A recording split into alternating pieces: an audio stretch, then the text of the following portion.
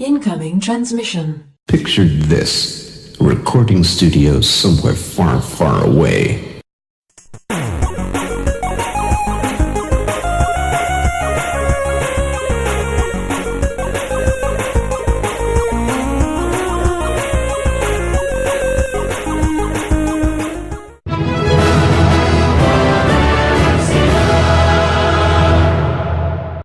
Welcome, Watchers of Illusion, to my Castle of Confusion. It's the 20th of March, and I'm looking at Batman on the Amstrad. And it was done by Ocean, and released in 1989. And it's a great game! Well, it was on the Spectrum anyway. I mean, I'm not played the Amstrad version, actually. So, let's get our way through. So, well, first of all, the main difference between this and the Spectrum version is obviously the colour palette. I mean, look at the amount of colours we've got going on screen, which is rather nice. Now, there's one thing I did like about the Spectrum version. I get absolutely caked full of ammunition here. One thing I did like about the Spectrum is the clarity of the graphics on Batman and that. And I just, my initial sort of impression is that it's not quite as good graphically as the Spectrum version. However, the actual style of the maps, I mean, it's exactly the same map layout as the Spectrum version so far. I don't know. Batman just looked better on the Specky, I think. But that's such a small point. I'm not really going to, split hairs over that. But I love the colours. It would have been nice if we'd have got like the Spectrum graphics with the colour scheme in place.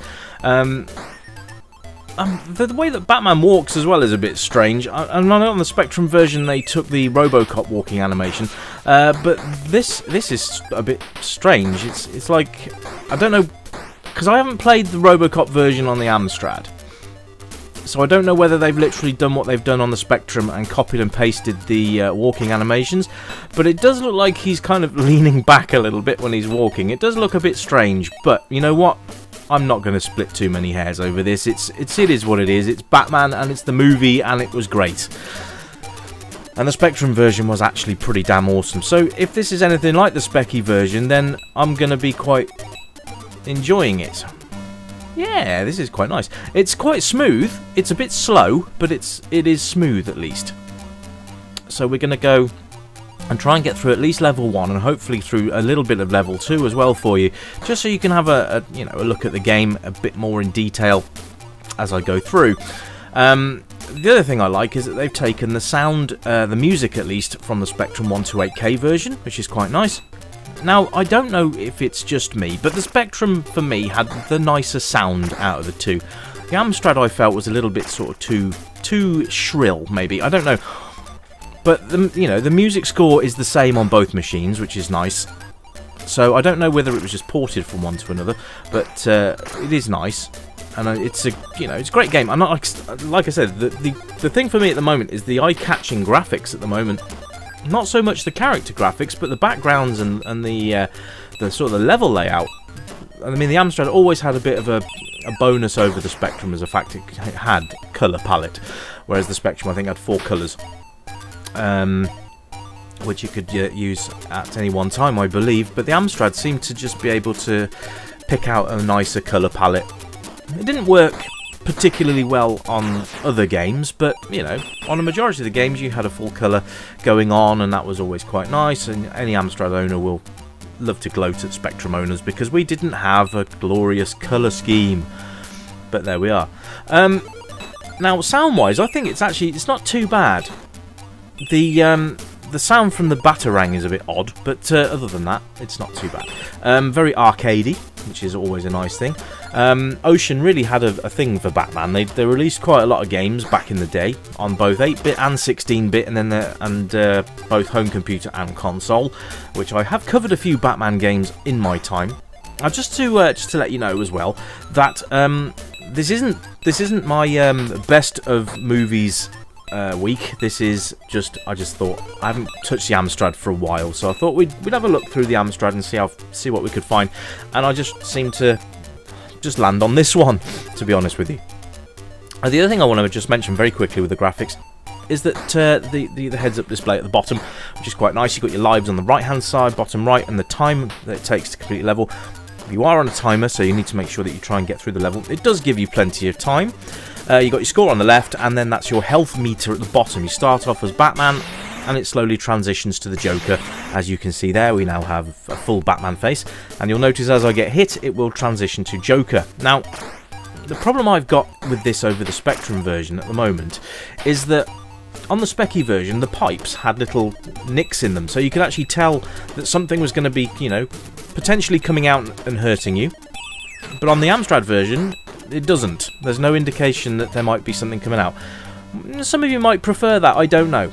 But I think it's better to have the kinks in the pipes.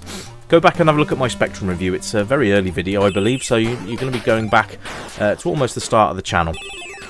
But you can see the differences for yourselves anyway. I mean, this isn't a bad version at all, actually. I mean, it's a pretty damn good effort. I mean, if you had an Amstrad back in the day and you played this, I don't think you'd be disappointed, quite honestly. I mean, it's very obvious that that's Batman, I think. And it's nice to see the thugs. I mean, look at him strutting his stuff, throwing Pac-Man pills at you. The henchmen are quite cool as well, because they do actually shoot in the direction that you are facing. So if you're beneath them, they'll shoot downwards diagonal, and same for up, which is always quite a nice thing. So yeah, it's all right, isn't it? It's not a bad attempt. So Batman, did you have this game back in the day? What systems did you have it on? Because it was on the Spectrum, Amstrad, C64, Amiga, and the Atari ST. I think that covers all the home versions. I think it might have been on the MSX as well, and I think MS-DOS as well. But I don't think the MS-DOS version was much cop. So if you did play this game, did you finish it? There's only 5 levels, I think, as well. There was this one, the Batmobile stage, and then you went through to do the Axis Chemical, the Smilex thing, where you had to mix together ingredients to find the ingredients of Smilex. Then it was the Batwing stage, I think, and then it was the Cathedral. So that was all the stages, I believe, in the... Oh, that was clever. Bet I can do that again. Anyway... so yeah, sound-wise it's good. There you get the little chinks and stuff from the as the acid drops hit the floor. Very, very nice. And the other thing with this game, it does actually follow the plot of the film quite nicely, which is always a nice thing to do when you're actually doing something related to a movie license.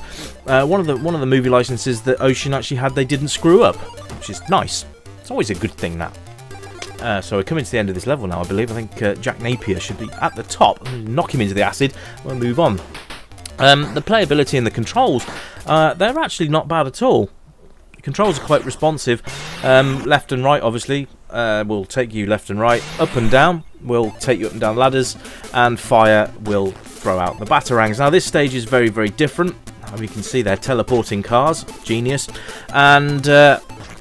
basically what you've got to do is follow that arrow. So when it does this, you need to, grapple hook your way around the corners. Now this worked on the Spectrum exactly the same way. The Amiga version was more of a behind the car view, a bit like Outrun, and you still had to swing around the lamppost. But I think you had a cannon as well on the Amiga version, which was a bit different to this. This was very hit and miss, quite frustrating at times, because sometimes these cars just don't get out of your way, as you can actually see. I mean, if you had the Batmobile thundering up behind you, you'd probably want to get out of the way pretty quick, smartish, but as you can see here, they don't really. And the other thing is, if you do happen to go past the turning, that you're just going to hit a roadblock, and then you'll have to turn around, and then it's all a bit of a palaver, which I can pretty much guarantee you will get to see here, because this is one of my... I hate this level with a passion. So there you go. I can't do anything now because it's knocked me off course, so I have to push the fire button down and turn the opposite direction, losing a bit of time here. Now on the Spectrum version, you could at least turn your car and drive up the alleyways. I can't seem to get that to do it on here, but never mind. I mean, all in all, it's not a bad conversion, really. It's a decent one. If you had an Amstrad, I think you'd be happy with it. This is quite slow though. This section of the game, I can tell you. It just takes a while to pick up speed on the old Batmobile. So I can't do it. Every time I try and do it, it turns round. But it'll do it when I get hit by something. The replay factor, I thought it was quite good. I mean, I have played this quite a lot of times on my Spectrum. So, you know, for me the replay value is there. there's not really anything you can do, you know, differently. It's all pretty linear, but, you know, it's Batman, and it's cool. The age range I would put this game at would be pretty much any age. It's not too bad. I mean, I was playing this probably when I was about, I don't know, 12, 13 perhaps, and I'm 43 this year. So that gives you an idea.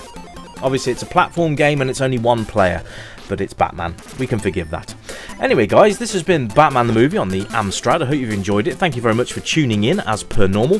Hello to new subscribers, hello to existing subscribers. You all rock. You keep it retro, and I will catch you next time. Bye for now!